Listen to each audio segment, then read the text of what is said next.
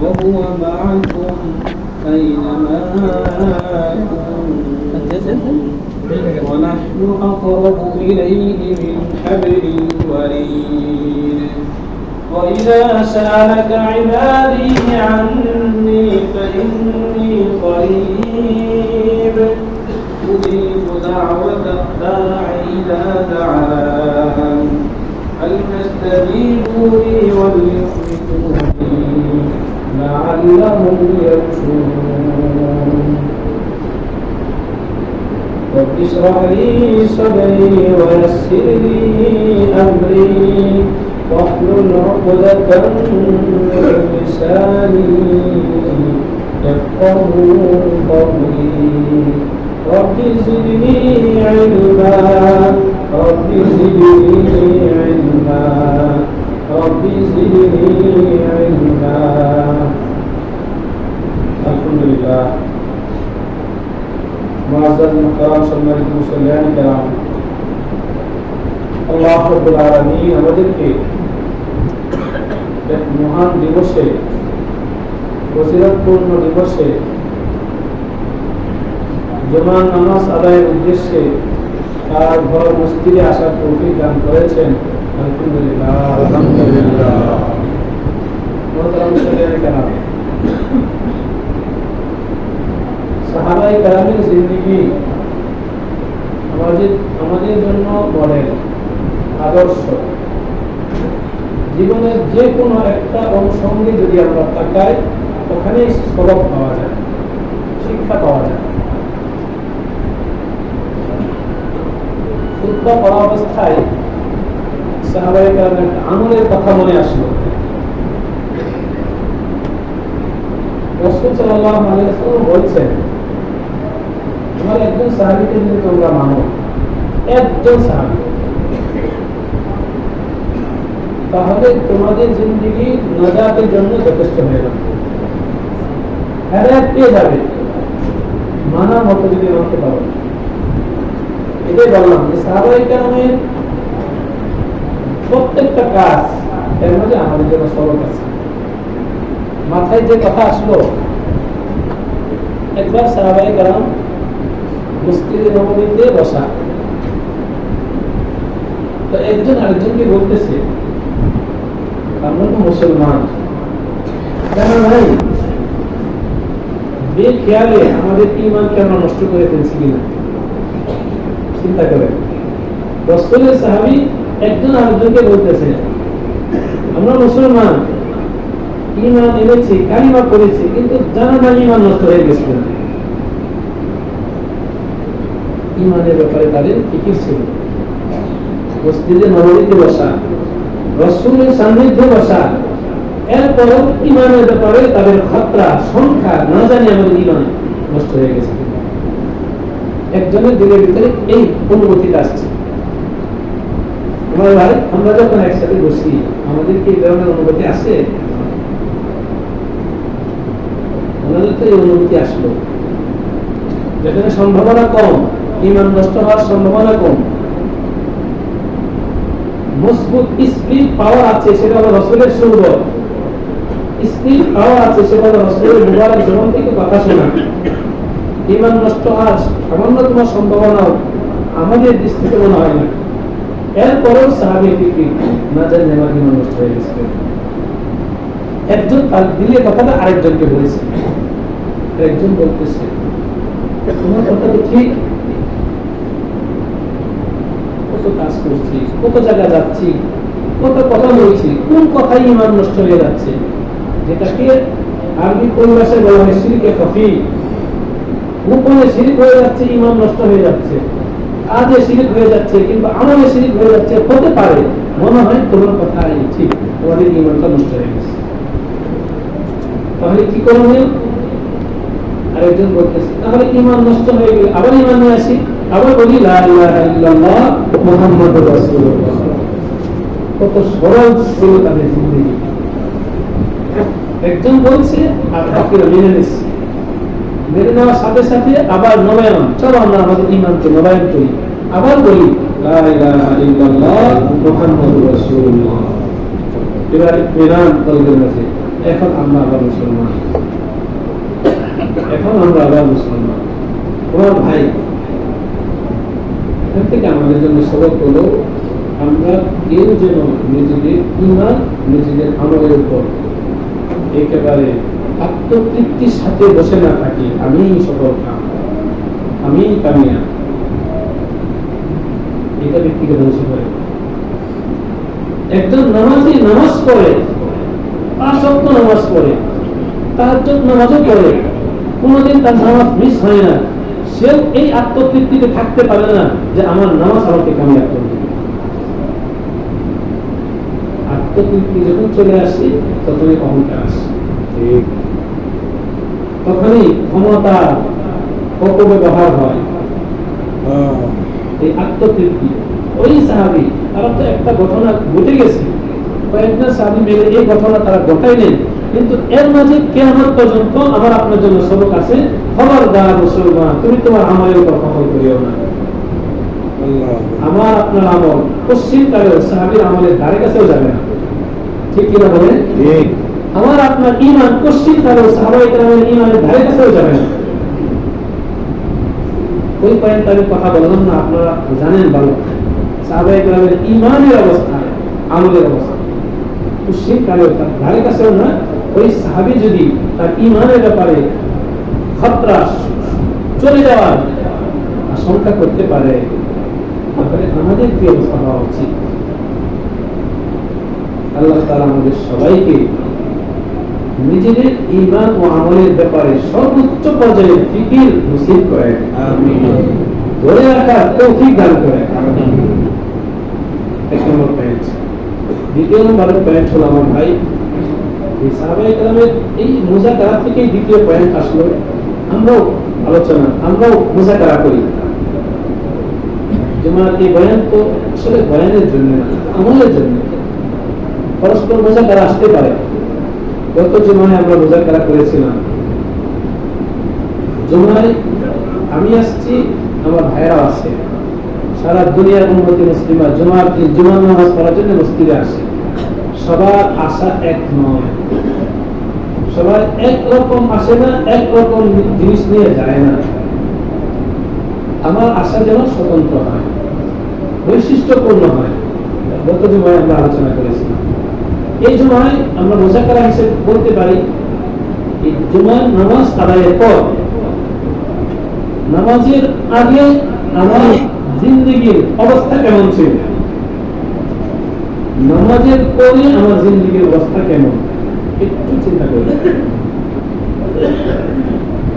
একজন মহিলা বিউটি পার্লারে গিয়ে সাজলো, যাওয়ার আগে তার এক অবস্থা, দীর্ঘ পরে আরেক অবস্থা। এই অবস্থা সে নিজেও বুঝতে পারে। আমার ভাই, মসজিদে আসা, জুমায় আসা, এটা আমাদের সাজার জন্য, জীবনকে রঙিন করার জন্য। আসার আগে আমার কি অবস্থা ছিল, আসার পরে আমি কি নিয়ে যাচ্ছি, একটু চিন্তা করব। তবে ইনশাআল্লাহ ভাই, ইনশাআল্লাহ এটা সবক। জুমায় আসার আগে আমার জীবনের কি অবস্থা ছিল, আমার আখলাক চরিত্রের ধরন কেমন ছিল, আমার দিলের কাইফিয়ত কেমন ছিল, অবস্থা কেমন ছিল, নামাজের পরে কেমন পরিবর্তন অনুভূত হয় কিনা। যদি পরিবর্তন অনুভূত হয়, ভালোর দিকে যায়, তাহলে এটাকে ধরে রাখার চেষ্টা করা। আর যদি মনে হয় পরিবর্তন নাই, আগেও যে আমি, এখন আমি সেই, আমার ব্যক্তি না, আমার ভিতরের অবস্থাটা সেই, তাহলে একটু চিন্তা করার বিষয় আছে। মুসলমানের কাজ অবহেলা হতে পারে না, মুসলমানের কাজ অনর্থক হতে পারে না। নামাজের আগে যে অবস্থা, নামাজের পরে থেকে অবস্থা কেমন? তুমি তো মুসলমান, এক অবস্থায় হওয়ার কথা না। সাহাবী মসজিদে আসছেন, দুনিয়ার বেড়াজারে ছিলেন, স্ত্রী সন্তানকে নিয়েছিলেন, দিন ছিল কঠিন। নামাজে আসার পরে কিছু সময় রাসূলের সুহবতে থাকার পরে এখন দিন নরম, কথা শুনতেছে, কথা শোনা না, যেন মধু ঝরতেছে। রাসূলের এক একটা কথা সাহাবী শুনতেছেন, আর তার দিল মোমের মতো নরম হচ্ছে, আর চোখ থেকে টক টক টক করে পানি আসতেছে।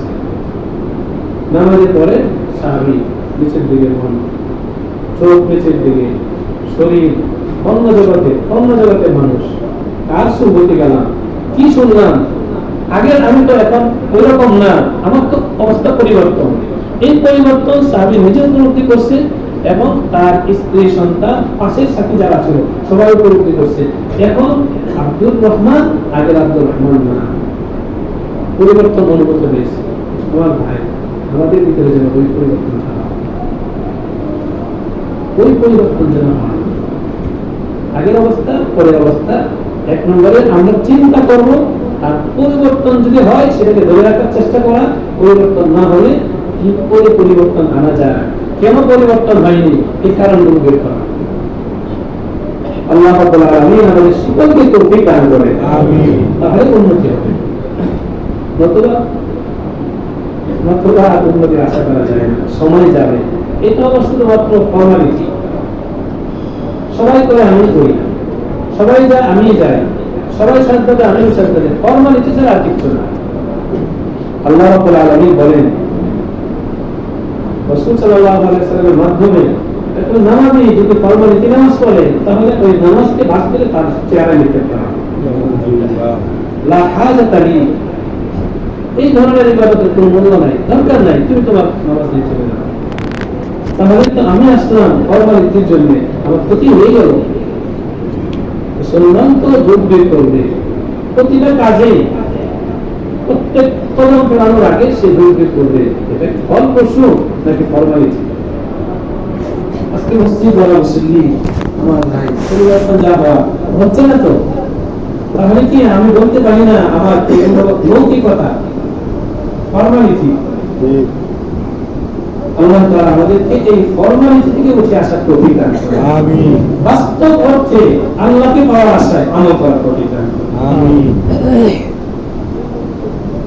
তারজু النجاة ولم تسلك مسالكه فإن السفينة لا تجري في اليبس। জাহাজ কোনদিন শুকনো জায়গায় চলে না,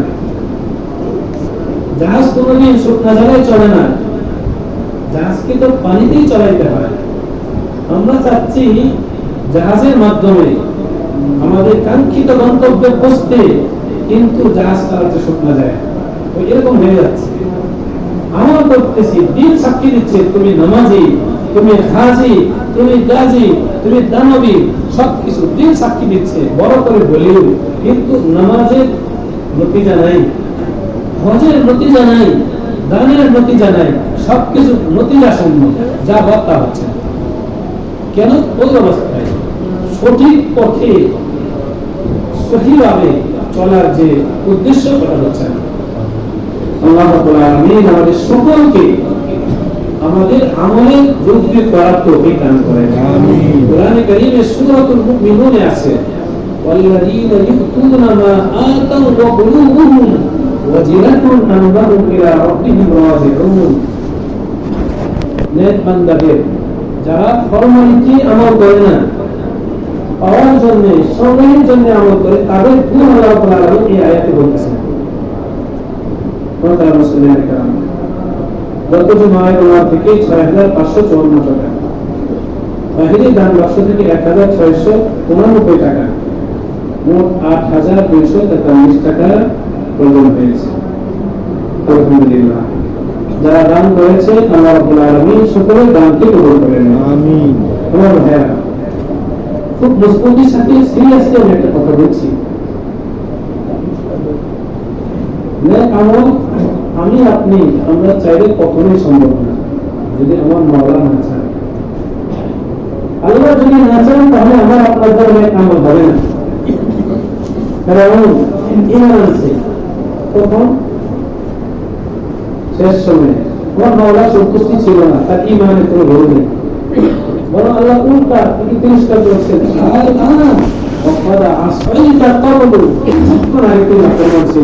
আর এখন তো ইমানের প্রকাশ করো, ইমানে আমার কোনো দাম নেই। যে কথাটা আমি প্রতিবারই বলি, আল্লাহ ঘর মসজিদে দান করা কে করবে? আল্লাহ যাকে তৌফিক দেন সে করবে। এই জায়গা থেকে বলার কারণে দান আসবে, অন্যদিকে না নিয়ে কতটা সিরিয়াস চিন্তা করি, তাহলে এই কথা এটা তো আমি ওই কোনো কথায় প্রভাবিত হয়ে গেলাম, আমার মাওলার জন্য কি দিলাম, আখিরাতে সঞ্চয়ের জন্য কি দিলাম। ভাই ওদের কাছে প্রতি জুমায় বলি, আমাদের এই মসজিদ ছোট মসজিদ, দীর্ঘশীর্ণ মসজিদ, মসজিদের খাওয়ার সময় বারবার আপনাদের কাছে বলি, আপনারা দেন, আপনাদের সামর্থ্য অনুযায়ী দেন। আশেপাশে যে মসজিদগুলো আছে আপনারা বিবেচনা করেন, ওই মসজিদের জন্য আমাদের মসজিদে ওই বাইরে বারান্দা গায়ে বসছেন গরমের মাঝে, ইচ্ছা আছে ভিতরে আসার জন্য, চেষ্টাও আছে কিন্তু পারতেছে না। ভিতরে আসলে একটু শান্তির সাথে শান্তভাবে নামাজ পড়বেন, আমরা জায়গা দিতে পারছি না, কষ্ট করে এখানে বসতেছে। এই সমস্ত কারণে প্রতি জুমায় আপনাদেরকে বলা হয় একটু মুক্ত হস্তে আখিরাতে ব্যাংকে জমা করার জন্য আপনারা দান করবেন। এতে আপনারা কেউ বিরক্ত হবেন না, আল্লাহ হস্তে বিরক্ত হবেন না, আমার বলার জন্য না, আমি তো দিব আমার আল্লাহকে খুশি করার জন্য। এগুলোই জমা হবে। আল্লাহ রাব্বুল আলামিন আমাদের সকলকে ইখলাসের সাথে সব কাজ করার তৌফিক দান করেন, ইনশাআল্লাহ। আল্লাহ আল্লাহ সাজাবেন। আরো 10টা মসজিদ, 10টা ভবন হয়েছে সুন্দর ভাবে সাজছে, আল্লাহ সাজাইছেন। এই রবীন্দ্রনাথ মসজিদে একসময় সাজবে, বাকি আমার দ্বারা যদি হয় তাহলে এটা আমারই তৃপ্তি, আমার এই একটা প্রশান্তি। আলহামদুলিল্লাহ এই মসজিদ সাজানোর ক্ষেত্রে আল্লাহ আমাকে কাজে লাগাইছে। আমার অর্থ এই মসজিদে আল্লাহ রাব্বুল আলামিন দেওয়ার তৌফিক দিয়েছে, একসময় আপনার প্রশান্তি আসবে। এই কারণেই বলা, আল্লাহ রাব্বুল আলামিন আমাদের সকলকে মুক্ত হস্তে আল্লাহর ঘরে দান করার তৌফিক দান করেন, আমিন। মসজিদে দান করার তৌফিক দান করেন। বলছিলাম মুমিন বান্দা নেক কাজ করার পরে তার কি অবস্থা হবে, এটা আল্লাহ কোরআনে বলছেন। যেমন আমার আপনার অবস্থাটা ওইরকম আমি বানাইতে পারি, এই কারণে আল্লাহ কোরআনে বলে দিয়েছেন, ওয়াল্লাযীনা ইউতুনা মা আতাউ ওয়া কুলুবুহুম ওয়াজিলাতুন আন্নাহুম ইলা রাব্বিহিম রাজিউন। যারা সম্পাদন করে তাদের আমল এমন অবস্থায় ওয়াজিলাতুন, তাদের অন্তর থাকবে প্রকম্পিত, ভয়। কিসের ভয়? যে এই আমল আমাকে নাজাত দিবে না, আমাকে নাজাত তো আমার আল্লাহ তার দয়াই দিবেন। এই আমল আমাকে নাজাত দিবে না, জানি না এই আমল আল্লাহর কাছে পৌঁছছে কিনা, জানি না এই আমলের দ্বারা আমার আল্লাহ সন্তুষ্ট হয়েছেন কিনা, এই ভয় থাকবে। আর সাথে সাথে আল্লাহর কাছে ফিরে যাওয়ার তামান্না থাকবে, সহি অবস্থায় সন্তুষ্টি নিয়ে ফিরে যাওয়ার তামান্না থাকবে। ঠিক আমাদের প্রত্যেকটা আমল করার ক্ষেত্রে যেন এই ভয় আসে, আল্লাহ কবুল করছেন কিনা, আল্লাহর কাছে সামারা পাবো কিনা, নতিজা পাবো কিনা। জনাব রাসূল করিম সাল্লাল্লাহু আলাইহি ওয়াসাল্লাম ইসলামী ইতিহাসের অন্যতম অধ্যায় রচনা করেছেন মক্কা বিজয়ের মাধ্যমে। এর আগে মুসলমানদের কি অবস্থা ছিল? মক্কা বিজয়ের মাধ্যমে সূচিত হয়েছে ইসলামের বিজয়। কত গর্বের কাজ, কত বড় কাজ। তারিখে কিতাবে আছে রাসূল সাল্লাল্লাহু আলাইহি ওয়াসাল্লাম সাহাবায়ে-কেরামকে কয়েকটা ভাগে ভাগ করছেন। তুমি এই গেট দিয়ে প্রবেশ করো তোমার বাহিনী নিয়ে মক্কা শহরে, তুমি এই গেট দিয়ে প্রবেশ করো মক্কা শহরে তোমার বাহিনী নিয়ে। রাসূল বলেন আমি এই গেট দিয়ে প্রবেশ করব মক্কা শহরে, বাইতুল্লাহ আল্লাহর ঘর দেখার জন্য। এটাকে বলা হয় বাবুল ফাতহি, এখনো আছে ওই গেটের নাম বাবুল ফাতহি। যে কয়েকটা গেট আছে ওই তো একটা হলো বাবুল ফাতহি, ফাতহি মক্কা। মক্কা বিজয়ের দিন রাসূল যে রাস্তা দিয়ে বাইতুল্লাহ কাবা দিয়ে প্রবেশ করছেন ওই রাস্তাটা এখনো আছে। এবারে সফরে, হজের সফরে আমরা তায়েফ থেকে যখন আসি তখন ড্রাইভার বলতেছে যে আপনাদেরকে ওই বাবুল ফাতহি দিয়ে আপনাদেরকে প্রবেশ করানোর ইচ্ছা করবো। তখন দিনের ভিতরে ওই আগ্রহ আসলো যে আমার নবী যে গেট দিয়ে বাইতুল্লাহ প্রবেশ করছেন, আমরা ওই ইতিহাসকে স্মরণ করে প্রবেশ করি। এটা হলো এইরকম। সিরাতের কিতাবে আছে রাসূল সাল্লাল্লাহু আলাইহি ওয়াসাল্লাম যখন প্রবেশ করেন, রাসূল পিঠের পিছনে বসাইছেন তার গোলাম হযরত যায়েদ রাদিয়াল্লাহু আনহু, আযাবকৃত গোলাম হযরত যায়েদ রাদিয়াল্লাহু আনহু ছেলে হযরত উসামা ইবনে যায়েদকে, গোলামের ছেলেকে পিঠের পিছনে বসাইছেন। আর রাসূল সামনে বসে আল্লাহ রাব্বুল আলামিনের কাছে এতটুকু বিনয় ছিলেন যে বিনয়ে রাসূলের এই চেহারাটা উটের সাথে লেগে যাওয়ার মতো অবস্থা। রাসূল বুঝাইলেন মক্কা বিজয়ের মতো যদি কোনো নেককাজ তোমাদের থেকে হয়ে থাকে, আমার ভিতরে যেমন বিনয় আসলো, আল্লাহর ভীতি আসলো, আল্লাহর ভয় আসলো, যদি তুমি আল্লাহর কাছে আমাকে কবুল করাইতে চাও তাহলে তোমার ভিতরে ওই ভীতি ওই ভয় আসা উচিত। উল্টা আমি করছি, আমার দ্বারা হয়েছে। আমার ভাই এগুলো কবুলিয়াতের আলামত না। নেক কাজ কবুল আলামত হলো বান্দা তোমার বুক নিচের দিকে নামাও, মাথা ঝুঁকাও, চোখে পানি আনো, শরীরের ভিতরে বিনয় ভাব থাকবে, তাহলে বোঝা যাবে এই আমল কবুল হয়েছে। আমিন। আল্লাহ রাব্বুল আলামিন আমাদের সকলকে এইভাবে আমল করার তৌফিক দান করে। আমিন। দ্বিতীয় নম্বর পয়েন্ট হলো আমার ভাই, আজকে এই দিন ইয়াউম আশুরা অনেক তাৎপর্যপূর্ণ দিন। ফজরের তালিমে আমরা কিছুটা বলেছি। আজকে জুমার দিন, 7 তারিখ ঈদের দিন, ফজিলতের দিন। আবার সাথে সাথে আল্লাহ রাব্বুল আলামিনের ফয়সালায় আজকে জুমার দিনটা হয়ে গেল আশুরার দিন। জুমার দিন হয়ে গেল আশুরার দিন। এই আশুরার দিনের ব্যাপারে রাসূল বলছেন আফদালু সিয়াম বা'দা রমাদান সিয়াম আফদালু সিয়াম বা'দা রমাদান শাহরুল্লাহিল মুহাররম। মাহে রমজানের পরে শ্রেষ্ঠ, মাহে রমজানের রোজার পরে সবচেয়ে ফজিলতপূর্ণ শ্রেষ্ঠ রোজা হলো মুহররম মাসের রোজা। وأفضل الصيام بعد الفريضة صيام الليل وأفضل الصلاة بعد الفريضة صلاة الليل।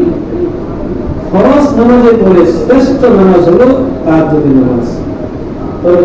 রাসূল সাল্লাল্লাহু আলাইহি ওয়াসাল্লাম শ্রেষ্ঠত্বের ঘোষণা দিয়েছেন। আম্মাজান হাফসা রাদিয়াল্লাহু আনহা বলছেন, আমি আমার স্বামীকে দেখেছি সারা জীবন 4 কাজ খুব গুরুত্ব সহকারে করেছেন। 4 আমল ফরজ ছিল না, ওয়াজিব ছিল না, কিন্তু আমি আমার স্বামীকে দেখেছি খুব গুরুত্ব সহকারে আদায় করতে। এর মাঝে 1 নম্বর আমল হলো আশুরা রোজা রাখা।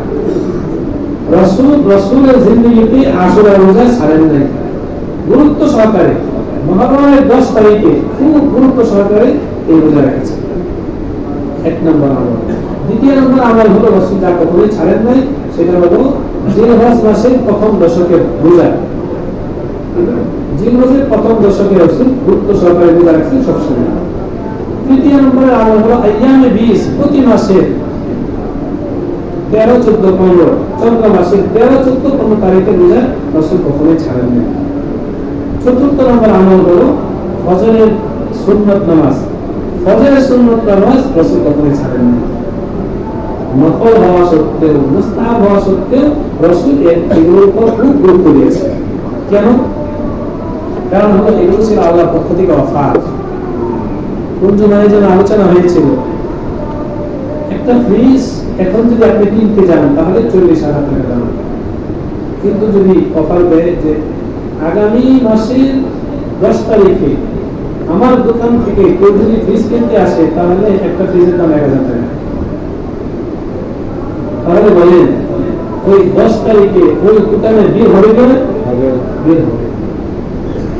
জ্ঞানী যারা তাহলে ওই বিল করবে, লম্বা সময় দাঁড়ায় থাকতে হবে, দাঁড়ায় থাকবে।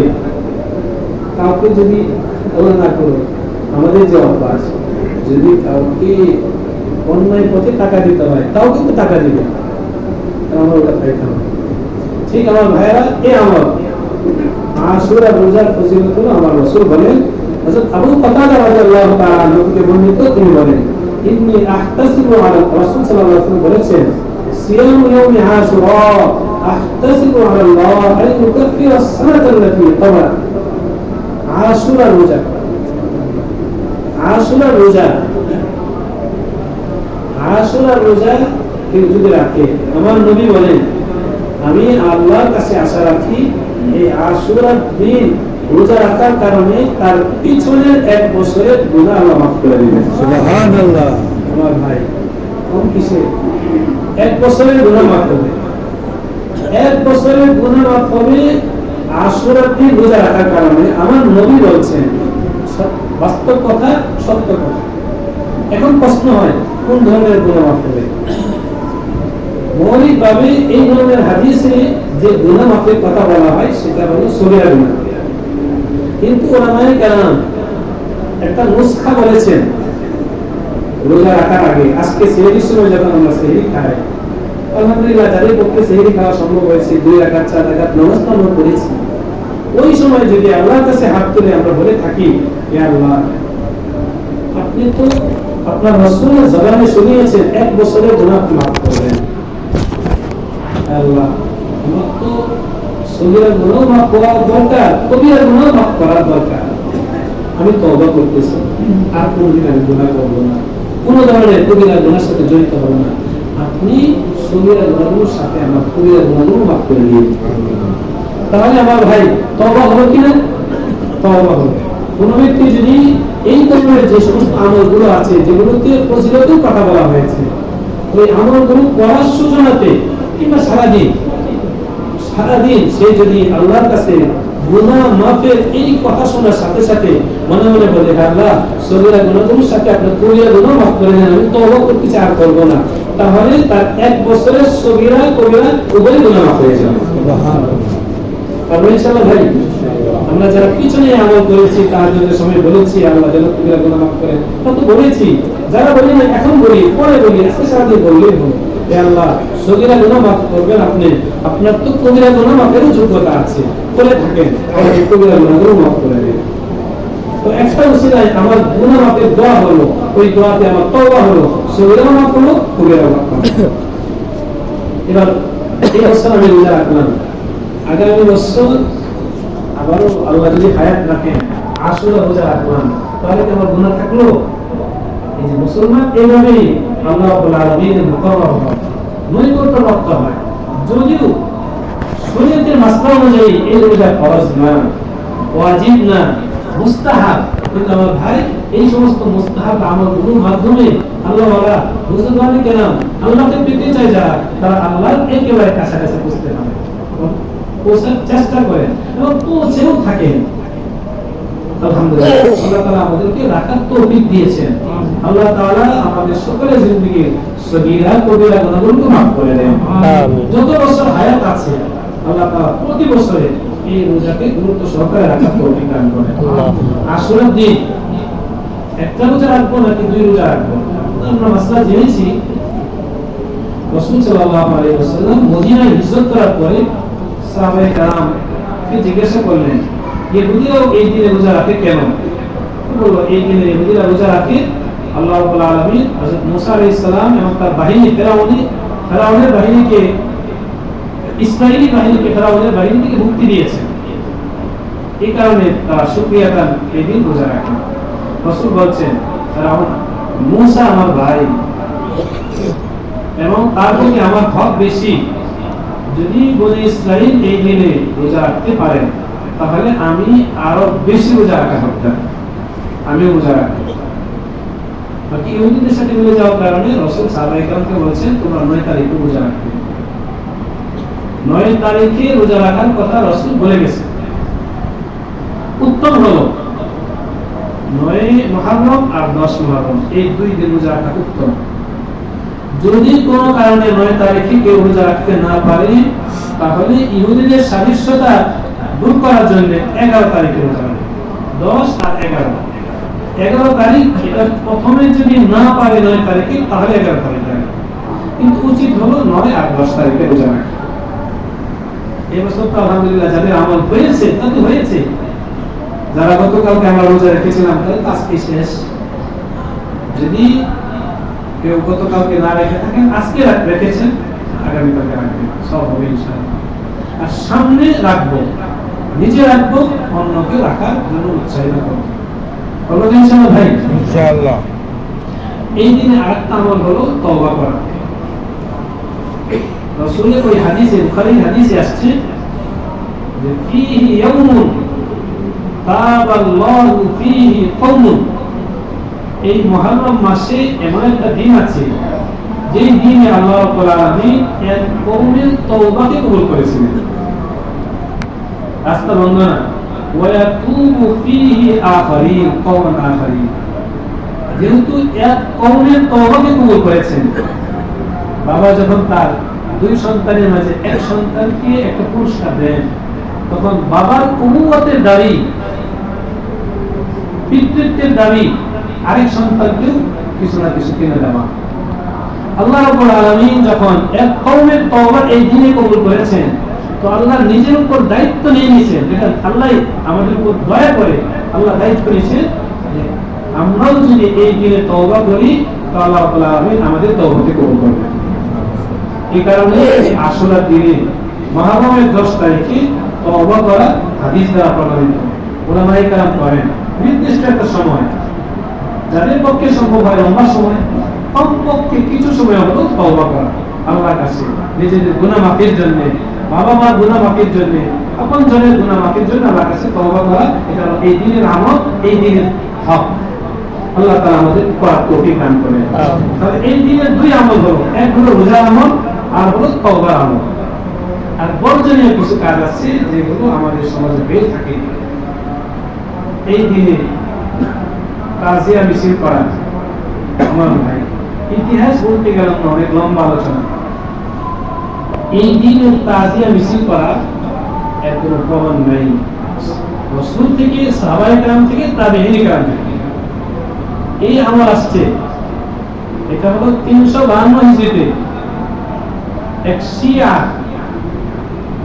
নিজে এই আমল চালু করেছে। 352 হিজরিতে রাসূলের ইন্তেকাল হয় 10 হিজরিতে।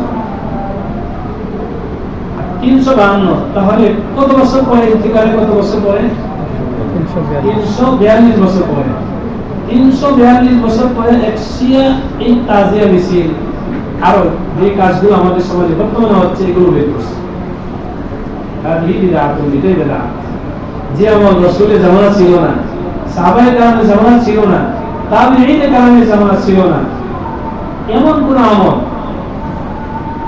শরীয়তের আমল মনে করে, ফরিজা মনে করে, দায়িত্ব মনে করে করা, আর এই বিদআত, এটাই বিদআত।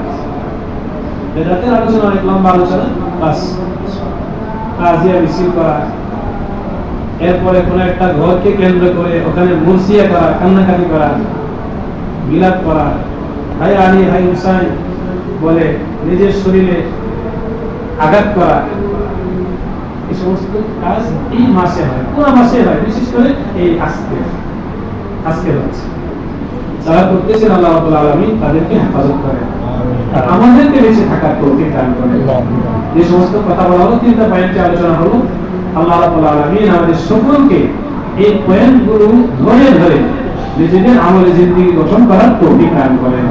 আজকে এই সমস্ত ভাইয়েরা বোনেরা রোজা রেখেছেন, আল্লাহ রাব্বুল আলামিন সকলের রোজাকে কবুল করে নেন, এই দিনের হক আদায় করার তৌফিক দান করেন। এখন আমাদের সামনে সংক্ষিপ্তভাবে